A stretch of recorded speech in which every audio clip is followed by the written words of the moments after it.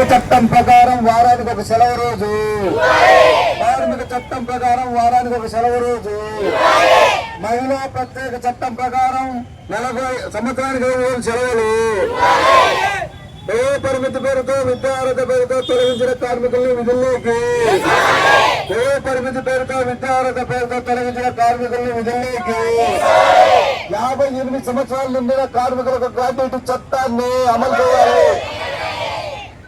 58 సంవత్సరాలు నిండిన కార్మికులకు గ్రాడ్యుయేట్ చట్టాన్ని, 58 సంవత్సరాలు నిండిన కార్మికులకు గ్రాడ్యుయేట్ చట్టాన్ని తీసుకోవాలి. ఏ పరిమితి పేరుతో విద్యార్హత పేరుతో తొలగించిన కార్మికుల్ని, ఏ పరిమితి పేరుతో విద్యార్హత పేరుతో తొలగించిన కార్మికుల్ని విధుల్లోకి.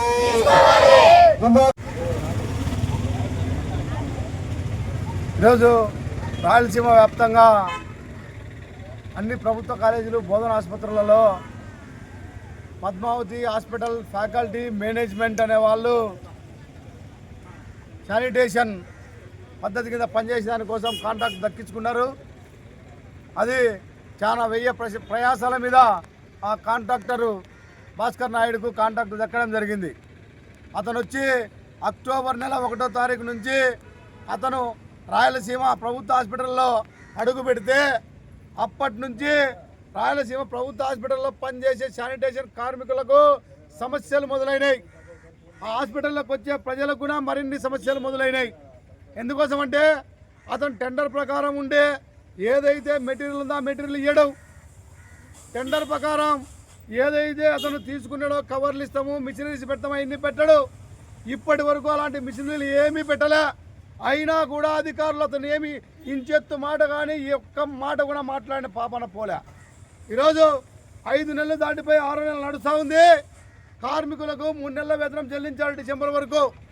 డిసెంబర్ వరకు చెల్లించిన వేతనంలో కూడా ఒక్కొక్క కార్మికురాలకు వాళ్ళ అగ్రిమెంట్ ప్రకారం, ప్రభుత్వ నిబంధనల ప్రకారం కాదు, ప్రభుత్వ నిబంధనల ప్రకారం ప్రభుత్వం ఒక కమిటీ వేసి 18,600 శానిటేషన్ కార్మికులకు ఇవ్వాలని చెప్పి ఒక కమిటీ వేస్తే ఆ కమిటీలో ఈఎస్ఐ పిఎఫ్ 2,600 కట్ అయ్యి 16,000 కార్మికుల అకౌంట్లో పడాలని చెప్పి ఆ జీవో నెంబర్ 138 అందులో పొందుపరిచారు.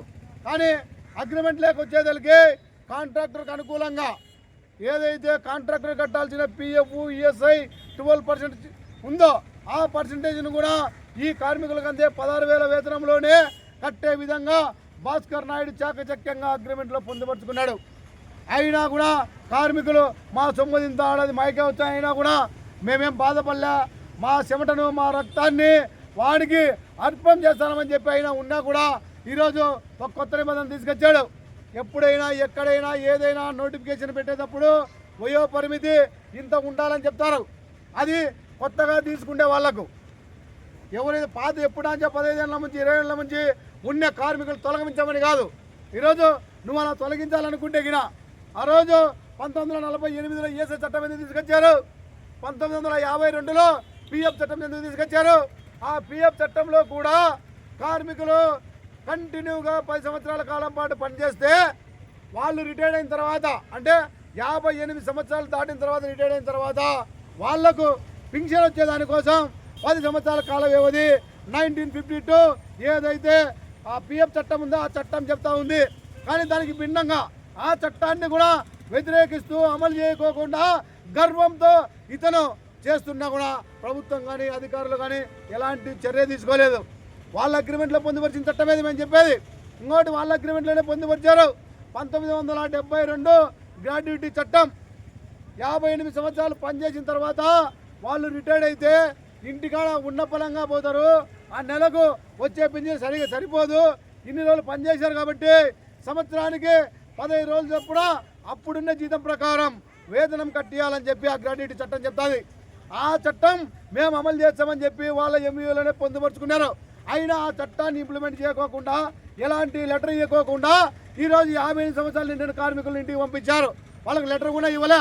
ఇదే కార్మిక చట్టం కానీ భారత రాజ్యాంగం కానీ ఏం చెప్తుందంటే ఏ ఉద్యోగినైనా కార్మికునైనా నువ్వు రిటైర్మెంట్ చేయాలనుకున్నా తొలగించాలనుకున్నా 3 నెలల ముందు నీ ప్రవర్తన మీద కానీ నీ వయసు రీత్యా కానీ నువ్వు వాళ్లకు ఆ 3 నెలల ముందు ఇంటిమేషన్ చేసి తర్వాత 3 నెలల తర్వాత మేము చెప్పిన కాల వ్యవధి అయిపోయింది అందుకోసం అని చెప్పి నీకు నష్టపరిహారం చెల్లించేది కానీ లేదా ఉండే పిఎఫ్ ఈఎస్ఐ క్లియర్ చేయడం కానీ లేదా వాళ్ళ జీతాలు ఏమైనా పెండింగ్లో ఉంటే బకాయిలు ఉంటే అవన్నీ చెల్లించి తర్వాత కార్మికులకు ఒక లెటర్ ఇచ్చి ఈ కారణం చేత మిమ్మల్ని ఇంటికి పంపిస్తున్నామని చెప్పాలి. కానీ అలాంటిది ఏమీ కోకుండా భాస్కర్ నాయుడు అయిన వ్యక్తి ఈరోజు నిర్దాక్షిణ్యంగా పనికి వస్తేనే వాళ్ళ మేనేజర్ బాలాజీ ద్వారా మీరు ఇంటికి పోండి అని చెప్తాడు. ఇది ఈరోజు భాస్కర్ నాయుడు గుత్త సొత్తా వాళ్ళ అబ్బ సొత్తా అని చెప్పి నేను అడుగుతా ఉన్నా. ఈరోజు ఈ హాస్పిటల్ కట్టింది ప్రజల సొమ్ముతో, ప్రజలు కట్టే పన్నులతో ఈ హాస్పిటల్ నిర్మిస్తే ఈ హాస్పిటల్ భాస్కర్ నాయుడు సొంత గుత్త సొమ్ము మాదిరి ఈ రోజు అతను కాంట్రాక్టర్ వ్యవహరిస్తూ ఉంటే అధికారులు చూసి చూడట్టు నిమ్మకించినట్టు వ్యవహరిస్తూ ఉన్నారు. ఇది చాలా దుర్మార్గం, అన్యాయం. మేము చెప్తా ఉన్నాం అధికారులకు, మీరు భాస్కర్ నాయుడు మనుషులా, ప్రభుత్వం మనుషులా, ప్రజల మనుషులా తేల్చుకొని మీరే చెప్పాలని చెప్తా ఉన్నాం.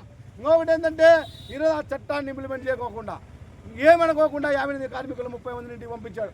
వాళ్ళు పాపం ముసిన వాళ్ళు, కొందరు కొడుకులు ఉన్నారు, కొందరు కొడుకులు లేరు, కొందరు పిల్లలు చూసుకునే వాళ్ళు ఉన్నారు, కొందరు చూసుకునే వాళ్ళు లేరు, కొందరికి బట్టలు ఉన్నారు, కొందరు ఒంటరి మహిళలు ఉన్నారు. వాళ్ళ జీవితం ఉన్నట్టుండి నడ్డి రోడ్డున వేశాడు. ఈరోజు అదే పద్ధతిలో 50 సంవత్సరాల పేరుతో ఈరోజు దాదాపు 111 మంది కార్మికులను నడ్డి రోడ్డు మీద ఈరోజు భాస్కర్ నాయుడు కూర్చోబెడితే ఈ రాష్ట్ర ప్రభుత్వం కానీ ఈ శాఖ మంత్రి కానీ ఏమాత్రం మాట్లాడకుండా నిమ్మకు నీరెత్తినట్టు వ్యవహరించడం ఇంత దుర్మార్గమైన అన్యాయమైన పాలకులు ఏ రాష్ట్రంలో అయినా ఉంటారా, ఏ దేశంలో అయినా ఉంటారా అని చెప్పి మేము సిఐటిగా అడుగుతా ఉన్నాం. ఈరోజు 50 సంవత్సరాల పేరు పెట్టాడు. అది ఒక నెల కింద ఒక లిస్టు తీశాడు, మళ్ళీ పోయిన నెలలో ఒక లిస్టు తీశాడు, వీళ్ళు 50 సంవత్సరాలు దాటినాయని చెప్పి మళ్ళీ ఈ నెలలో ఇంకొక లిస్టు తీసింటాడు. అంటే ఓవరాల్గా మొత్తంగా ఈ 15 సంవత్సరాలు 17 సంవత్సరాలు చేసిన కార్మికులు ఎవరైతే ఉన్నారో వాళ్ళందరినీ ఇంటికి పంపేయాలని చూస్తూ ఉన్నాడు. ఈరోజు సూపర్వైజర్లను విద్యార్హత పేరుతో పక్కన పెట్టాడు. ఈరోజు అతను నచ్చిన వాళ్ళను విద్యార్హత పేరుతో విద్యార్హత డిగ్రీ లేదు అందుకోసం పక్కన పెట్టాడు. ఇదే కాంట్రాక్టరు ఒక శానిటేషన్ వర్కర్ పేరు పెట్టి ఐఎంహెచ్లో సూపర్వైజర్గా విధులు నిర్వహిస్తున్నారు. కానీ అధికారులు ఏం మాట్లాడరు. అంటే అధికారులు కాంట్రాక్టర్ పనిచేస్తున్నారా, లేదా కార్మికుల కోసం పనిచేస్తున్నారా, లేదా ఇద్దరు సమన్వయంతో పనిచేయాలని చెప్తున్నారా, లేదా ఈ జిల్లాలోనే ప్రజల కోసం పనిచేస్తున్నారా అర్థం కాని పరిస్థితిలో ఈరోజు ఉంది. ఆ చెన్నై అతను పేరుకేమో శానిటేషన్ వర్కరు, పని మాత్రం సూపర్వైజర్ అని చెప్తా ఉన్నాడు. అట్లనే ఇంకో కార్మికురాలకు నువ్వు సూపర్వైజర్ అని చెప్పి ఈరోజు కార్మికుల మధ్య చిచ్చు పెట్టేదానికోసం ప్రయత్నం చేస్తూ ఉన్నాడు. నువ్వు కార్మికులుగా ఉంటే కార్మికులుగానే పని చేయించుకో, సూపర్వైజర్లుగా ఉంటే సూపర్వైజర్లుగా వాళ్ళకు ఆర్డర్ ఇచ్చి పని చేయించుకో. అంతే తప్ప కార్మికుల మధ్య గొడవ పెట్టేదానికి చూస్తూ ఊరుకోమని చెప్పి భాస్కర్ నాయుడు చెప్పదలుచుకున్నాం.